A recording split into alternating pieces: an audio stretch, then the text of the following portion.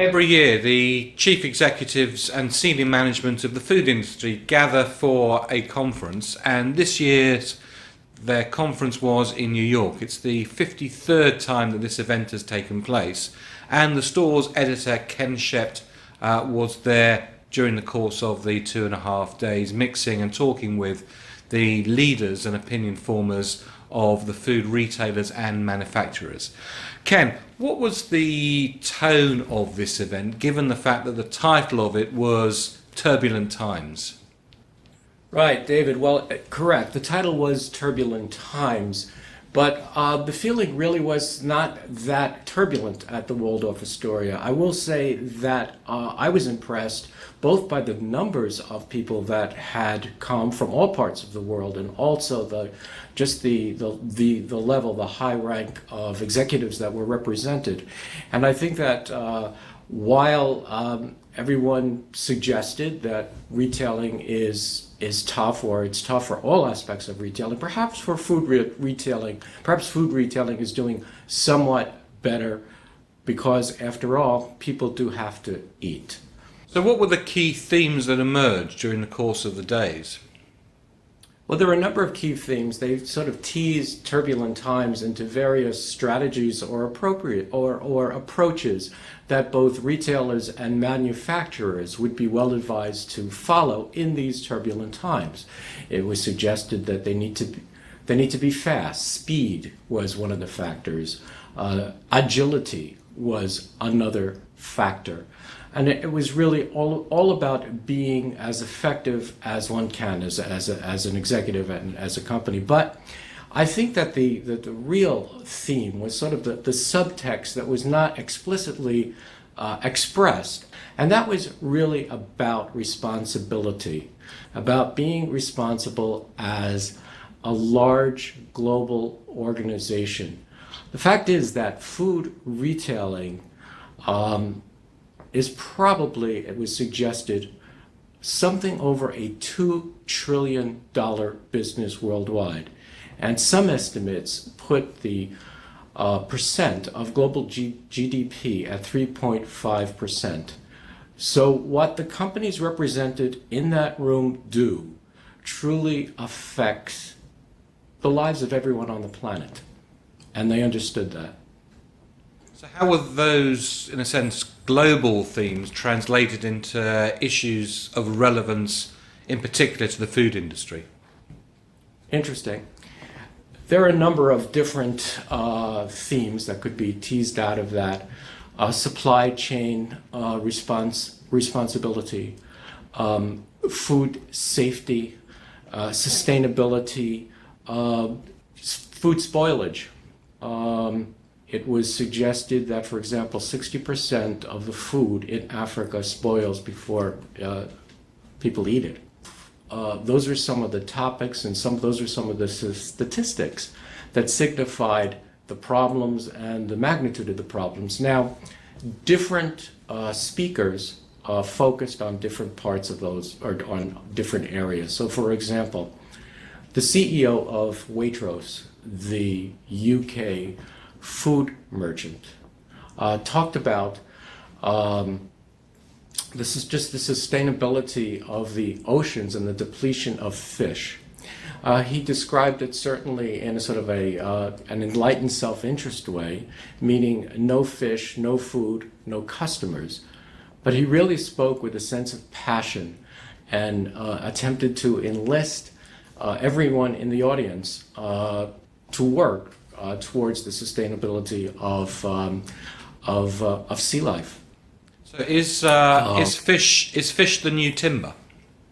That's a good question. I think that it has a ways to go in the sense that in timber there is FSC, there is a certifying agency. I'm not sure that fishes or the idea of sustainability of fish has evolved to that point. It may be where timber was 10 years ago. I would say that it's high on the agenda, and that's signified by the fact that the presentation presented by Waitrose was presented with a video introduction by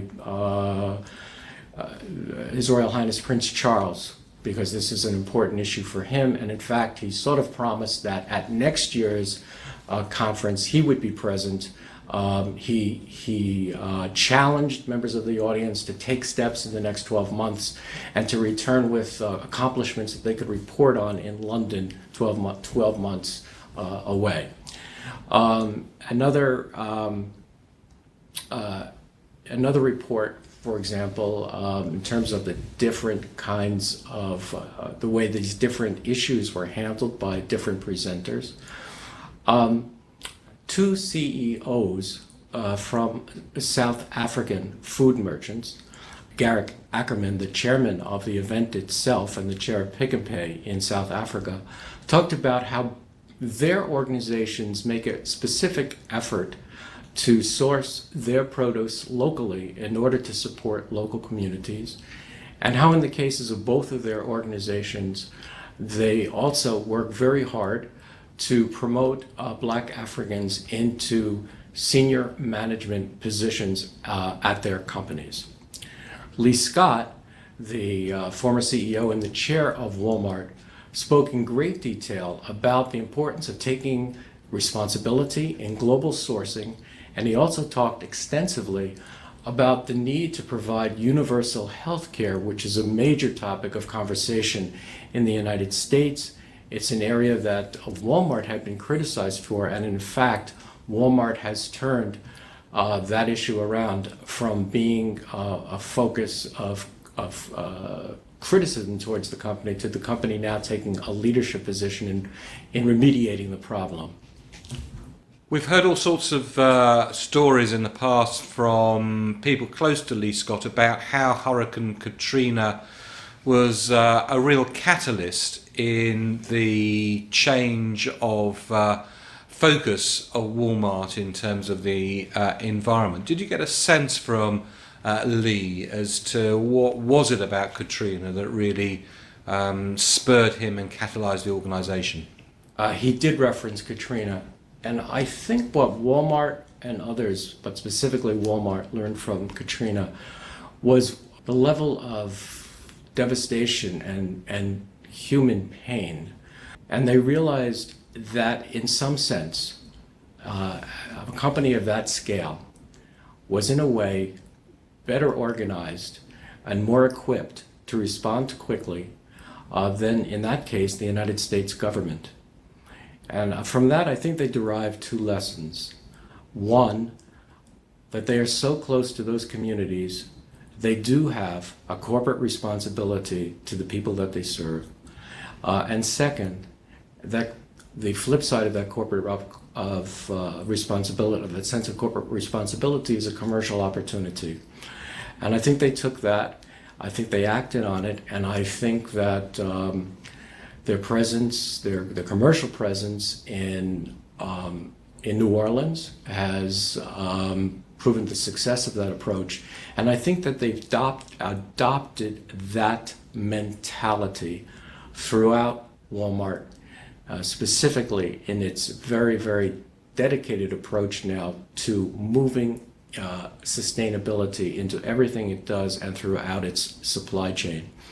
I think in a larger sense, what it represents is, or what Lee Scott was describing, really was an ethos that was shared by, I think, most of the manufacturers and the retailers who attended this conference.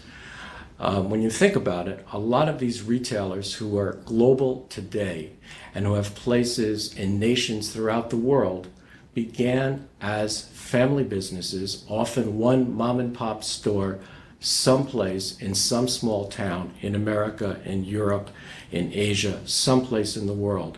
And those mom and pops had a very specific and very intense devotion to the neighborhoods they served. I think what these retailers and suppliers are saying today is they have become global, they're global citizens, and in a sense they have a responsibility now to the global community. And they seemed quite sincere about it and talked about it in great specificity. And how serious do you think those attending really are about being responsible retailers and responsible manufacturers? I think that's a good question. I think a year's time will tell in terms of the issue of sustainability of the oceans. But I think the most obvious indicator of their seriousness, well, it really came in one of the news events, let's say, that came out of this summit, which was that the organization redefined itself from an organization that really served the needs of retailers to an organization that now will serve in a collaborative way the needs of retailers and manufacturers. An organization that in a collaborative way will focus on these larger social global issues that impact both retailers and suppliers, which isn't to say that they won't go head to head on the competitive